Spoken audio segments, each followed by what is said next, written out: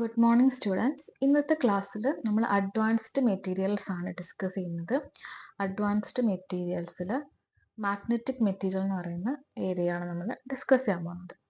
Okay, അപ്പോൾ അത് നമുക്ക് മാഗ്നറ്റിക് മെറ്റീരിയൽസ് എന്താണെന്ന് നോക്കാം. നമുക്ക് ഓൾറെഡി അറിയുന്ന കുറച്ച് കാര്യങ്ങൾ നമ്മൾ റീകളക്ട് ചെയ്യുവാണ്. എങ്ങനെയാണ് നമ്മളൊരു സബ്സ്റ്റൻസിൽ മാഗ്നറ്റിക് ക്യാരക്ടർ ഡിസ്കസ് ചെയ്യുന്നത്. അപ്പോൾ ഏതൊരു സബ്സ്റ്റൻസ് എടുത്തു കഴിഞ്ഞാലും മെറ്റീരിയൽ എടുത്തു കഴിഞ്ഞാലും അതിലുള്ള ഇൻഡിവിജ്വൽ ഇലക്ട്രോൺസ് ആണ് അതിൻ്റെ മാഗ്നറ്റിക് ക്യാരക്ടേഴ്സിനെ മെയിനായിട്ട് തീരുമാനിക്കുന്നത്. ഓക്കെ, അപ്പോൾ നമുക്കൊരു എങ്ങനെയാണ് ഒരു മാഗ്നറ്റിക് ക്യാരക്ടർ മാഗ്നറ്റിസം കിട്ടുന്നത് നോക്കാം നമുക്ക്. അപ്പോൾ നമ്മൾ കൺസിഡർ ചെയ്യാണ് ഇപ്പോൾ ഒരു ഇലക്ട്രോണിൻ്റെ മൂവ്മെൻറ്റ് അല്ലെ. അപ്പോൾ നമുക്കൊരു ന്യൂക്ലിയസ് എടുക്കാം. അപ്പോൾ ന്യൂക്ലിയസിൻ്റെ ചുറ്റും ഓർബിറ്റലിലാണ് ഇലക്ട്രോൺസ് മൂവ് ചെയ്യുന്നത് നമുക്കറിയാം. ഓക്കെ, ഇലക്ട്രോൺസ് മൂവ് ചെയ്യുന്നുണ്ട്. അതുപോലെ ഇവിടെ ഒരു ന്യൂക്ലിയസിന് ഒരു ആക്സിസ് ഉണ്ടാവും. അപ്പോൾ ഇവിടെ നമുക്ക് നോക്കിക്കഴിഞ്ഞാൽ മനസ്സിലാവും ഈ സെൻറ്ററിലുള്ളത് ന്യൂക്ലിയസ് ആണ്. അപ്പോൾ ഇവിടെ ന്യൂക്ലിയസിന് ചുറ്റും ഇലക്ട്രോൺസ് മൂവ് ചെയ്തുകൊണ്ടിരിക്കുന്നുണ്ട് ഒരു സർക്കുലർ പാത്തിൽ. അപ്പോൾ ഇതൊരു ചാർജ്ഡ് സ്പീഷീസ് ആണ് ഇലക്ട്രോൺസ്, പ്ലസ് അത് മൂവ് ചെയ്യുന്നുണ്ടെങ്കിൽ അവിടെ ഒരു മാഗ്നറ്റിക് ക്യാരക്ടർ ഉണ്ടാവൂലേ. അപ്പോൾ ഒന്നാമത്തെ റീസൺ, അതായത് ഒരു സബ്സ്റ്റൻസിന് മാഗ്നറ്റിക് ക്യാരക്ടർ കിട്ടാനുള്ള ഒന്നാമത്തെ റീസൺ ആയിട്ട് നമുക്ക് പറയാം orbital motion of an electron around nucleus. അതൊരു റീസൺ ആണ്. നമുക്കറിയാം ചാർജ്ഡ് സ്പീഷീസ് മൂവ് ചെയ്ത് കഴിഞ്ഞാൽ അവിടെ മാഗ്നറ്റിക് ഫീൽഡും ഇലക്ട്രിക് ഫീൽഡും ഒക്കെ ഉണ്ട്. അപ്പോൾ മാഗ്നറ്റിക് ക്യാരക്ടേഴ്സ് ഉണ്ടാവാനുള്ള ചാൻസ് ഉണ്ട്. രണ്ടാമത്തെ റീസൺ പറയുന്നത് ഈ ഇലക്ട്രോണിന് ഞാനൊന്ന് സെപ്പറേറ്റ് എടുക്കുകയാണ്. ഈ മൂവ് ചെയ്യുന്ന ഇലക്ട്രോൺസിനെ സെപ്പറേറ്റ് എടുക്കുകയാണ്. ഇത് ഇലക്ട്രോൺ ആണെന്ന് വിചാരിക്കുക. ഈ ഇലക്ട്രോണ് അതിൻ്റെ തന്നെ ആക്സിസിലാണ് റൊട്ടേറ്റ് ചെയ്യുന്നത്. അതിൻ്റെ ഒരു ആക്സിസിൽ കൂടെ ഈ സർക്കുലർ പാത്തിൽ കൂടെ റൊട്ടേറ്റ് ചെയ്യുന്നത്. നമ്മൾ അതിന് പറയുന്നത് സ്പിൻ മോഷൻ എന്നാണ്. Spinning of electron. അപ്പം ഇങ്ങനെയാണത് ഇങ്ങനെ അതിൻ്റെ തന്നെ ആക്സിസിൽ റൊട്ടേറ്റ് ചെയ്യുന്നത്. നമ്മൾ പറയുന്നതാണ് സ്പിന്നിങ് മോഷൻ ഓഫ് ഇലക്ട്രോൺസ്. അപ്പോൾ ഈ സ്പിന്നിങ് മോഷൻ ഓഫ് ഇലക്ട്രോൺസ് എന്ന് പറഞ്ഞു കഴിഞ്ഞാൽ ഇലക്ട്രോൺസ് അതിൻ്റെ തന്നെ ആക്സിസിൽ ഒരു സ്പിന്നിങ് മോഷൻ ചെയ്യുന്നുണ്ട്, പ്ലസ് ഓർബിറ്റലിൻ്റെ ചുറ്റും മൂവ് ചെയ്യുന്നുണ്ട്. അപ്പോൾ രണ്ടാമത്തെ റീസൺ എന്ന് പറയുന്നത് സ്പിന്നിങ് മോഷൻ ഓഫ് ഇലക്ട്രോൺസ്. അപ്പൊ രണ്ട് മൂവ്മെന്റ് കിട്ടി, രണ്ടും ചാർജ്ഡ് സ്പീഷീസ് ഉണ്ടാക്കുന്ന മൂവ്മെന്റ് ആണ്. അപ്പൊ ഇത് രണ്ടുമാണ് ഒരു സബ്സ്റ്റൻസിൽ മാഗ്നറ്റിക് ക്യാരക്ടേഴ്സ് അല്ലെ മാഗ്നറ്റൈസേഷൻ ഉണ്ടാക്കുന്നത്. ഒരു സബ്സ്റ്റൻസിന് മാഗ്നറ്റിക് ഡൈപോൾ മൂവ്മെന്റ് ഉണ്ടാവാനുള്ള റീസണും ഈ രണ്ട് ക്യാരക്ടേഴ്സ് ആണ്. ഒന്ന് ഓർബിറ്റൽ മോഷൻ ആണ്, ഒന്ന് സ്പിന്നിങ് മോഷൻ ഓഫ് ഇലക്ട്രോൺസ് ആണ്. ഈ രണ്ട് ഫീച്ചേഴ്സ് കൊണ്ടാണ് ഒരു സബ്സ്റ്റൻസിന് മാഗ്നറ്റിക് ക്യാരക്ടേഴ്സ് കിട്ടുന്നത്. അത് മനസ്സിലായല്ലോ. അതുകൊണ്ട് തന്നെ നമുക്ക് പറയാം ഒരു സബ്സ്റ്റൻസ് അല്ലെങ്കിൽ ഒരു ആറ്റം നമുക്കൊരു സ്മോൾ മാഗ്നറ്റ് ആയിട്ട് ആക്ട് ചെയ്യാൻ പറ്റും അല്ല. ഒരു മാഗ്നറ്റ് ആയിട്ട് ആക്ട് ചെയ്യാനുള്ള ക്യാരക്ടേഴ്സ് കിട്ടും ഒരു ആറ്റത്തിന് because of the movement of electrons. അപ്പോൾ നമുക്ക് നെക്സ്റ്റ് നമ്മളിത് ഡിസ്കസ് ചെയ്യാൻ പോകുന്നത് ഈ ഒരു ക്യാരക്ടേഴ്സ്, ഈ രണ്ട് ഫീച്ചേഴ്സ് ആണ് മെയിനായിട്ട് ഇവിടെ കോൺസെൻട്രേറ്റ് ചെയ്യേണ്ടത്. What is the reason behind magnetisation. ഇനി അടുത്തത് നമ്മൾ പറയാൻ പോകുന്നത് ക്ലാസിഫിക്കേഷൻ ആണ്. അപ്പോൾ ക്ലാസിഫിക്കേഷൻ പറയുന്ന സമയത്ത് magnetic materials classification is based on ഇങ്ങനെയുള്ള മെറ്റീരിയൽസുകൾ. ഇപ്പം ഞാനിവിടെ പറഞ്ഞതുപോലെ ഒരു സബ്സ്റ്റൻസ് ഏതോ ഒരു സബ്സ്റ്റൻസ് നമുക്കറിയില്ല, ഒരു സബ്സ്റ്റൻസ് ഒരു മാഗ്നറ്റിൻ്റെ ഇടയിൽ വെക്കുകയാണെങ്കിൽ ഇപ്പം ഇതിൻ്റെ അകത്തുള്ള ഈ സബ്സ്റ്റൻസിൻ്റെ അകത്തുള്ള ഇലക്ട്രോൺസ് ആണ്, ഇൻഡിവിജ്വൽ ഇലക്ട്രോൺസ് ആണ് തീരുമാനിക്കുന്നത് അതിൻ്റെ ക്യാരക്ടർ, മാഗ്നറ്റിക് ക്യാരക്ടർ. അങ്ങനെയാണെങ്കിൽ ഈ സബ്സ്റ്റൻസ് എങ്ങനെ ഈ അപ്ലൈഡ് ഫീൽഡ്, നമ്മളൊരു ഫീൽഡ് കൊടുക്കുകയാണെങ്കിൽ ഈ സബ്സ്റ്റൻസ് എങ്ങനെയാണ് ആ ഫീൽഡിനോട് റെസ്പോണ്ട് ചെയ്യുക, അട്രാക്ട് ചെയ്യോ, റിപ്പൽ ചെയ്യോ, സ്ട്രോങ് ആയിട്ട് റിപ്പൽ ചെയ്യോ അല്ലെങ്കിൽ സ്ട്രോങ് ആയിട്ട് അട്രാക്ട് ചെയ്യോ, അതിനെ ബേസ് ചെയ്തിട്ട് നമുക്ക് ഈ സബ്സ്റ്റൻസിനെ ഡിഫറെൻ്റ് ആയിട്ട് ക്ലാസിഫൈ ചെയ്യാൻ പറ്റും. ആ ക്ലാസിഫിക്കേഷനാണ് നമ്മളിവിടെ എഴുതിയിട്ടുള്ളത്. അപ്പോൾ എങ്ങനെയാണ് ഇവിടെ പറഞ്ഞിട്ടുള്ളത്, how material response to magnetic field. ഏത് മെറ്റീരിയൽ നമ്മൾ എടുക്കുന്ന സബ്സ്റ്റൻസ് അതിൻ്റെ ക്യാരക്ടേഴ്സ്, അതിൻ്റെ ഇലക്ട്രോൺസ് ആണ് അതിൻ്റെ മാഗ്നറ്റിക് ക്യാരക്ടേഴ്സ് തീരുമാനിക്കുന്നത് നമ്മൾ പറഞ്ഞു. അപ്പോൾ അത് നമ്മളൊരു ഫീൽഡിൽ വെച്ച് കഴിഞ്ഞാൽ എങ്ങനെയൊക്കെ റെസ്പോണ്ട് ചെയ്യാം. ഒന്ന് ഡയാമാഗ്നറ്റിക്, പിന്നെ പാരാമാഗ്നറ്റിക്, ഫെറോമാഗ്നറ്റിക്, ആന്റിഫെറോമാഗ്നറ്റിക്, ഫെറിമാഗ്നറ്റിക്. ഇത് ഓരോന്നും ഡിഫറെൻ്റ് ആയിട്ടുള്ള സബ്സ്റ്റൻസ് ആണ്. ഇത് മാഗ്നറ്റിക് ഫീൽഡിൻ്റെ ഇടയിൽ എടുത്തു വെച്ച് കഴിഞ്ഞാൽ പല പല ക്യാരക്ടേഴ്സ് ആണ് കാണിക്കാം. നമുക്ക് ഓരോ ക്ലാസിഫിക്കേഷൻ ആയിട്ട് നോക്കാം. ഫസ്റ്റ് നമുക്ക് ഏറ്റവും എളുപ്പമായിട്ടുള്ളതാണ് ഡയാമാഗ്നറ്റിക് സബ്സ്റ്റൻസിന്റെ ക്ലാസിഫിക്കേഷൻ.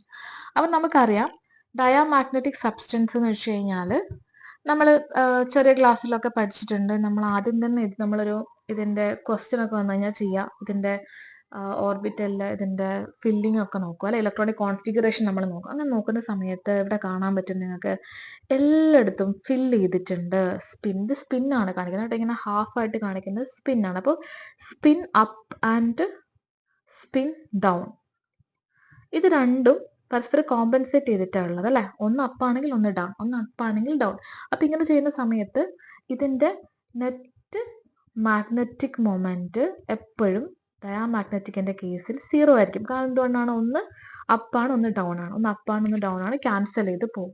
ഓക്കെ, ഇങ്ങനെയാണ് നമ്മൾ ഒരു കോൺഫിഗറേഷനിൽ ഇത് മനസ്സിലാക്കുക. അപ്പൊ ഇത് എന്താന്ന് വെച്ച് കഴിഞ്ഞാൽ എപ്പോഴും ഒരു കോൺഫിഗറേഷൻ, ഒരു ഡയാമാഗ്നറ്റിക് സബ്സ്റ്റൻസിന്റെ കോൺഫിഗറേഷൻ എടുത്തു കഴിഞ്ഞാൽ അവിടെ പെയറിങ് നടന്നിട്ടുണ്ടാവും. സ്പിന്നുകൾ തമ്മിൽ പെയറിങ് നടന്നിട്ടുണ്ടാവും. പെയറിങ് നടന്നു കഴിഞ്ഞാൽ അവിടെ മാഗ്നറ്റൈസേഷനിലെ മാഗ്നറ്റിക് മൊമെന്റ് എന്ന് പറഞ്ഞ സംഭവം 0 ആയിരിക്കും. അങ്ങനെയാണ് നമ്മൾ പ്രോബ്ലത്തിലൊക്കെ ഇത് മനസ്സിലാക്കുന്നത്. ഓക്കെ, നമ്മൾ പ്രോബ്ലത്തിന്റെ കാര്യം ലാസ്റ്റ് പറയും. അങ്ങനെ നമ്മൾ മനസ്സിലാക്കുന്നത്. നമുക്ക് ഓരോ ഫീച്ചേഴ്സ് ആയിട്ട് നോക്കാം. മാഗ്നറ്റിക് സബ്സ്റ്റൻസ് എന്ന് വെച്ച് കഴിഞ്ഞാൽ നമുക്ക് സിമ്പിൾ ആയിട്ട് പറയുവാണെങ്കിൽ which are weekly repelled in the magnetic field. ഞാൻ നേരത്തെ പറഞ്ഞതുപോലെ ഞാൻ ഒരു മാഗ്നറ്റിക് ഫീൽഡിന്റെ ഇടയിൽ ഡയാമാഗ്നറ്റിക് സബ്സ്റ്റൻസ് വെച്ചു എന്ന് വിചാരിക്കുക.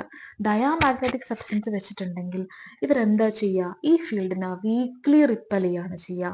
അതായത് ഇതിലൂടെ പാസ് ചെയ്യുന്ന മാഗ്നറ്റിക് ലൈൻസ് ഇങ്ങനെയാണ് കടന്നു പോവുക. നിങ്ങൾ കണ്ടിട്ടുണ്ടാവും അല്ലെ. ഇതാണ് റിപ്പൽഷൻ എന്നുള്ള രീതിയിൽ കാണിക്കുന്നത്. വീക്ക്ലി റിപ്പൽ ചെയ്തിട്ട് അങ്ങ് പോവും. വീക്ക്ലി റിപ്പൽഷൻ ആണ് കാണിക്കുന്നത്. It is because of all the electrons in the configurations are paired. അതൊരു റീസൺ ആയിട്ട് നമുക്ക് പറയാം. ഓക്കെ, ഇനിയുള്ളൊരു കാര്യം എന്താണെന്ന് വെച്ച് കഴിഞ്ഞാൽ നമ്മൾ കുറച്ചുകൂടി ഒന്ന് ഡീറ്റെയിലിംഗ് ആയിട്ട് പോവുകയാണെങ്കിൽ ഞാൻ നേരത്തെ പറഞ്ഞ സെയിം കാര്യം, അതായത് ന്യൂക്ലിയസിന്റെ ചുറ്റും ഒരു ഓർബിറ്റൽ ഉണ്ട്. ഓർബിറ്റലിൽ ഇലക്ട്രോൺ ഉണ്ട്. ഇലക്ട്രോണിന് അതിന്റെ മോഷൻ ഉണ്ട്. അതുപോലെ ന്യൂക്ലിയസിന്റെ ആക്സിസ് ഉണ്ട്. ഓക്കെ, ഇലക്ട്രോണിന് മൂവ് ചെയ്യാൻ ഇലക്ട്രോണിന് ഒരു സ്പിൻ ആക്സിസ് ഉണ്ട്. അപ്പൊ ഇവിടെ സംഭവിക്കുന്നത് എന്താന്ന് വെച്ച് കഴിഞ്ഞാൽ രണ്ട് മോഷൻ കൊണ്ട്, ഓർബിറ്റൽ മോഷൻ കൊണ്ടും ഇവിടെ ഓർബിറ്റൽ മോഷൻ കൊണ്ടും അതുപോലെ സ്പിന്നിങ് മോഷൻ കൊണ്ടും എന്ത് ക്രിയേറ്റ് ചെയ്യുന്നു നമ്മൾ പറഞ്ഞിട്ടുണ്ട്? മാഗ്നറ്റിക് ഫീൽഡ് ക്രിയേറ്റ് ചെയ്യുന്നുണ്ട് അല്ലെ. ഇലക്ട്രോൺസ് മൂവ് ചെയ്യുന്നുണ്ട്. അപ്പൊ ഈ രണ്ട് റീസൺ കൊണ്ട്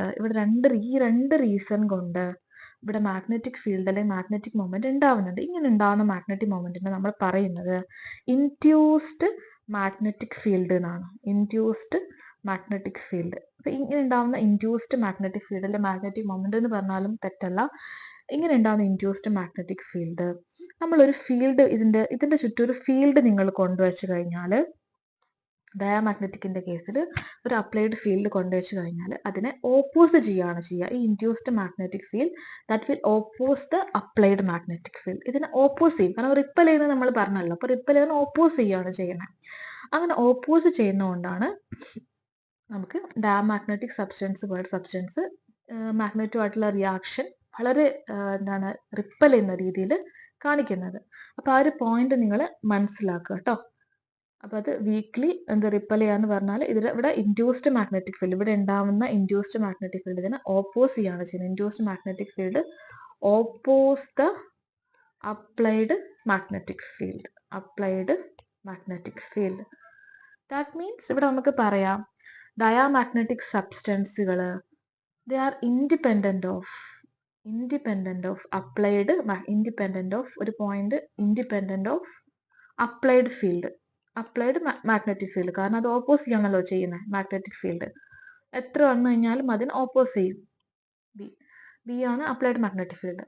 അതുപോലെ ഡയാമാഗ്നറ്റിക് സബ്സ്റ്റൻസുകൾ ഇൻഡിപെൻഡന്റ് ഓഫ് ടെമ്പറേച്ചർ. അതും ഒരു പോയിന്റ് ആണ്. ടെമ്പറേച്ചറിനെ ഡിപ്പെൻഡ് ചെയ്യുന്നത്. നിങ്ങൾ എത്ര ടെമ്പറേച്ചർ കൂട്ടിക്കഴിഞ്ഞാലും ഡയാമാഗ്നറ്റിക് സബ്സ്റ്റൻസ് പ്രത്യേകിച്ച് ഗുണമൊന്നും ഉണ്ടാവാൻ പോകുന്നില്ല. ഓക്കെ, ആ ഒരു കാര്യം മനസ്സിലായല്ലോ. ഇനി ഇവിടെ ഒരു കാര്യം എക്സ്ട്രാ പറയുന്നുണ്ട്. അതെന്താണെന്ന് നമുക്ക് നോക്കാം. അപ്പോൾ നിങ്ങൾ ഈ ഒരു ഏരിയയിൽ പഠിച്ചത് എന്താണ്? ഒരു ഡയാമാഗ്നറ്റിക് സബ്സ്റ്റൻസ് എടുക്കുന്നു. ഡയാമാഗ്നറ്റിക് സബ്സ്റ്റൻസിന്റെ കേസിൽ നെറ്റ് മാഗ്നറ്റിക് മൊമെന്റ് 0 ആണ്. ബിക്കോസ് ഇലക്ട്രോൺസുകൾ എപ്പോഴും പെയറിംഗ് നേച്ചർ ആണ് കാണിക്കുക. ഇത് വീക്ക്ലി റിപ്പൽ ചെയ്യും അല്ലെ. ആ ഒരു പോയിന്റ് ആണ് ഇവിടെ ഉള്ളത്. Weekly repelled in the field. അപ്പൊ ആ ഒരു പോയിന്റ് ആണ് ഇവിടെ നമ്മൾ പഠിക്കുന്നത്. Weekly repelled in the field. പിന്നെ നമ്മളിവിടെ ഇൻഡ്യൂസ്ഡ് മാഗ്നറ്റിക് ഫീൽഡ് എന്താണെന്ന് പഠിച്ചു. അതുപോലെ that will oppose the applied field ആണ്. അതുകൊണ്ട് തന്നെ independent of applied field, diamagnetic substance independent of applied ഫീൽഡും ഇൻഡിപെൻഡന്റ് ഓഫ് ടെമ്പറേച്ചറും ആണെന്നും കൂടെ പഠിക്കുക. ഈ ഒരു ഡയഗ്രത്തിലാണ് ആ റിപ്പൽഷൻ, മാഗ്നറ്റിക് ലൈൻസ് റിപ്പൽ ചെയ്ത് കടന്നു പോകുന്നത് കാണിക്കുന്നത്. ഇത്രയാണ് ഡയാമാഗ്നറ്റിക് സബ്സ്റ്റൻസിന്റെ ഫീച്ചേഴ്സ് മെയിൻ ആയിട്ടുള്ളത്. ഓക്കെ, മനസ്സിലായല്ലോ. ഇനി അടുത്ത ഇതിലേക്ക് പോവാം. മാഗ്നറ്റിക് സസെപ്റ്റിബിലിറ്റി, ഇതൊരു എക്സ്ട്രാ നമ്മളിവിടെ പറയുന്ന ഒരു കാര്യമാണ്. ഡയാമാഗ്നറ്റിക്കിന്റെ കേസിലൊക്കെ നമുക്കിത് പറയാം. അപ്പൊ ആദ്യം എന്താണ് ഈ സസെപ്റ്റിബിലിറ്റി നമ്മൾ മനസ്സിലാക്കുക. അതെന്ന് പറഞ്ഞാൽ it is A measure of how easily A magnetic material or A material can be magnetised when placed in N external magnetic field.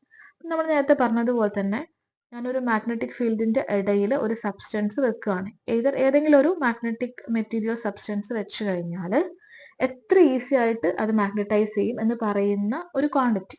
അത് പോസിറ്റീവും ഉണ്ടാവും നെഗറ്റീവും ഉണ്ടാവും. ഞാൻ അതിവിടെ ഒരു ടേബിളിൽ നമുക്ക് ഈസി ആയിട്ട് മനസ്സിലാക്കാൻ വേണ്ടി കൊടുത്തിട്ടുണ്ട്. കാരണം ഒരു പോയിന്റ് ആയിട്ട് പറയുമ്പം പെട്ടെന്ന് നിങ്ങൾക്കൊരു ഡൗട്ട് വരും. ഇവിടെ ഞാൻ പറഞ്ഞിട്ടുണ്ട് പോസിറ്റീവും ഉണ്ട് നെഗറ്റീവും ഉണ്ട്.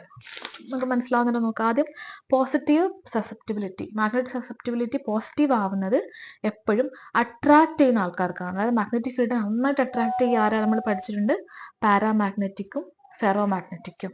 മാഗ്നറ്റിക് ഫീൽഡിനെ നന്നായിട്ട് റിപ്പൽ ചെയ്യുന്ന ആരാ, ഡയാമാഗ്നറ്റിക്. അവരുടെ സസെപ്റ്റിബിലിറ്റി നെഗറ്റീവ് ആയിരിക്കും.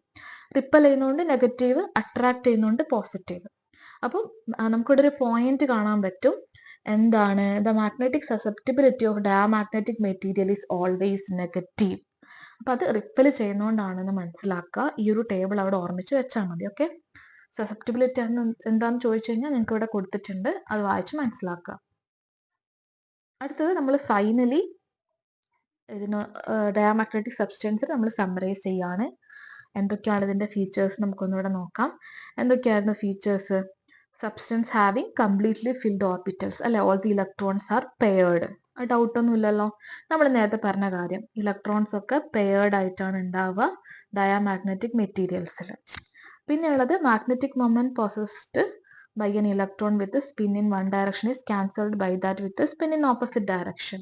അല്ലെ, അതൊന്നും പ്രത്യേകിച്ച് ഒരു പോയിന്റ് ഒന്നും അല്ല. ഇങ്ങനെയുള്ള സ്പിന്ന് ഇങ്ങനെയുള്ള സ്പിൻ അപ്പിന് സ്പിൻ ഡൗൺ ക്യാൻസൽ ചെയ്യും. ഇപ്പൊ നമ്മൾ പഠിച്ചിട്ടുണ്ടാവും, ഇപ്പൊ ഹൈഡ്രജന്റെ ഒക്കെ കേസിൽ സ്പിൻ അപ്പ് എന്ന് പറയുന്നത് ഇപ്പോൾ +½ ആണെങ്കിൽ സ്പിൻ ഡൗൺ എന്ന് പറയുന്നത് -½ ആയിരിക്കും. അപ്പൊ അത് തമ്മിൽ ക്യാൻസൽ ചെയ്ത് പോകും. അതാണ് ഉദ്ദേശിക്കുന്നത്. അടുത്തത് weakly repelled by an external magnetic field. നമ്മൾ പറഞ്ഞു വീക്ക്ലി റിപ്പൽഡ് ബൈ എന്ന് പറഞ്ഞാൽ നമ്മളിവിടെ കാണിച്ചു, അല്ലെ, ഒരു മാഗ്നറ്റിക് ഫീൽഡിന്റെ ഇടയിൽ സബ്സ്റ്റൻസ് വെച്ച് കഴിഞ്ഞാൽ അതിങ്ങനെ റിപ്പൽ ചെയ്തിട്ട് പാസ് ചെയ്ത് പോകുന്നു പറഞ്ഞു. ഇനി next point, independent of strength of the applied field and temperature. പിന്നെ magnetization is 0 when field is removed. അതായത് ഒരു ടെമ്പററി മാഗ്നറ്റൈസേഷൻ, മാഗ്നറ്റിക് മൊമെന്റ് ആണ് ഡയാമാഗ്നറ്റിക് സബ്സ്റ്റൻസ് കാണിക്കുന്നത്. നമ്മൾ എപ്പോൾ ഫീൽഡ് റിമൂവ് ചെയ്യുന്നു അപ്പൊ അതിന്റെ കംപ്ലീറ്റ് മാഗ്നറ്റിക് ക്യാരക്ടേഴ്സ്, അല്ലെങ്കിൽ ഡയാമാഗ്നറ്റിക്കിന്റെ വീക്ക്ലി റിപ്പൽ ചെയ്യുന്ന കംപ്ലീറ്റ് ക്യാരക്ടർ പോകും. ഓക്കെ, അതാണ് magnetisation is 0 when field is removed എന്ന് പറയുന്നത്. ഒരു ഫീൽഡിന്റെ ഇടയിൽ വരുമ്പോൾ മാത്രമേ അതൊരു വീക്ക്ലി റിപ്പൽഷൻ എങ്ങനെ കാണിക്കുന്നുള്ളൂ. എക്സാമ്പിൾസ് ആയിട്ട് H2O, NaCl, benzene, quartz, calcium carbonate, calcite ഒക്കെ നമുക്ക് വേണമെങ്കിൽ എക്സാമ്പിൾ ആയിട്ട് പറയും. 2-3 എക്സാമ്പിൾ നിങ്ങൾ ആലോചിച്ച് വെക്കുക. ഇപ്പോൾ ഒരു ക്വാർട്സിന്റെ കേസ് എടുക്കുകയാണെങ്കിൽ, ഞാൻ ജസ്റ്റ് ഒരു ക്വാർട്സിന്റെ കേസ് എടുക്കുകയാണെങ്കിൽ, SiO2ന്റെ കേസ് എടുക്കുകയാണെങ്കിൽ നമ്മൾ ലൂയിസ് സ്ട്രക്ചർ നോക്കിക്കഴിഞ്ഞാൽ തന്നെ മനസ്സിലാവും, അല്ലെ. ലൂയിസ് സ്ട്രക്ചറിൽ തന്നെ നിങ്ങൾ നോക്കിക്കഴിഞ്ഞാൽ കംപ്ലീറ്റ്ലി ഫിൽഡ് ആയിട്ടുള്ള ഒരു സ്റ്റേറ്റിലാണ് ഉണ്ടാവുക.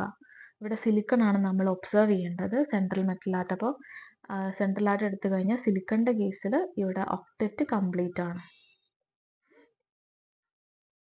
ഓക്കെ, അപ്പൊ ഇവിടെ സിലിക്കണിന്റെ ചുറ്റും ലോൺ പെയേഴ്സ് ഒന്നും അവൈലബിൾ അല്ല. ലോൺ പെയേഴ്സ് ഉദ്ദേശിക്കുന്നത് പാരാമാഗ്നറ്റിക് ക്യാരക്ടേഴ്സ് കാണിക്കുന്നതാണ്, അല്ലെ. അങ്ങനെ ഇലക്ട്രോൺസ് ഒന്നും അവൈലബിൾ അല്ല. ഒക്ടറ്റ് കംപ്ലീറ്റ് ആണ്. ഇതൊന്നും ആവശ്യമില്ല, ജസ്റ്റ് ഞാൻ പറഞ്ഞതേ ഉള്ളൂ. അപ്പൊ എപ്പോഴും പെയർഡ് ആയിരിക്കും എന്ന് മനസ്സിലാക്കുക. അതായത് ഇതിന്റെ ഇലക്ട്രോണിക് സ്ട്രക്ചർ ഇതിന്റെ ഒക്കെ എടുത്തു കഴിഞ്ഞാൽ എപ്പോഴും ഒരു പെയർഡ് നാച്ചർ ആയിരിക്കും കാണിക്കുക. അവിടെ അവൈലബിൾ ആയിട്ടുള്ള ലോൺ പെയേഴ്സ് ഒന്നും ഉണ്ടാവില്ല ഇതിന് ബോണ്ടിങ്ങിന് വേണ്ടിയിട്ടുള്ള. ഓക്സിജൻ അല്ല കൺസിഡർ ചെയ്യേണ്ട സിലിക്കൺ ആണ് കേട്ടോ. അപ്പോൾ ഇത് ഇങ്ങനെയൊന്നും സ്ട്രക്ചർ ചെയ്യേണ്ട ആവശ്യമില്ല. 2-3 എക്സാമ്പിൾ അവിടെ നിങ്ങൾ ആലോചിച്ച് വെച്ചാൽ മതി. ഇത്രയാണ് ഡയാമാഗ്നറ്റിക് സബ്സ്റ്റൻസിന്റെ ക്ലാസ്.